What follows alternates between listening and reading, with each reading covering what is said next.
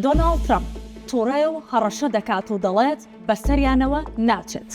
میدیا جیهان و عەرەبیەکانیش نهێنی نەبیستراو لەسەر کوژانی 2 سەربازە ئەمریکیەکە و وەرگێڕەکەیان لە سووریا ئاشکرا دەکەن. با بە وردی من بۆتان باس بکەم.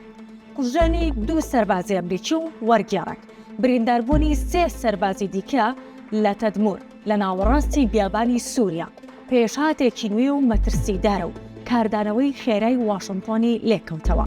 هەرزوو پێنتاگۆن هەواڵەکەی پشتڕاست کردەوە و ئەمەش دۆناڵد ترامپی تووڕە کرد و هەڕەشەی تۆڵەسەندنەوەی کرد. تۆماس بارەک، نێردەی سەرۆکی ئەمریکاش لە سووریا، هەرزوو ڕێکخراوی تیرۆریستی داعشی بە ئەنجامدانی هێرشەکە تۆمەتبار کرد. میدیا جیهانیەکانیش لە زاری سەرچاوە ناوخۆیەکانی سووریا ئاشکرایان کرد. هێرشەکە لەلایەن ئەندامێکی ئاسایشی ناوخۆی سووریا ئەنجام دراوە و دواتر کوژراوە. لە دوای ڕووخاندنی ڕژەمەکەی بەشار ئەسەد، ئەمە یەکەمین هێرشی کاریگەری لەو شێوەیەیە بکرێتە سەر هێزەکانی ئەمریکا کە هاوکاتە لەگەڵ بە ئەندامبوونی سووریا لە هاوپەیمانەتی نێودەوڵەتی دژی داعش بە سەرۆکایەتی واشنتۆن.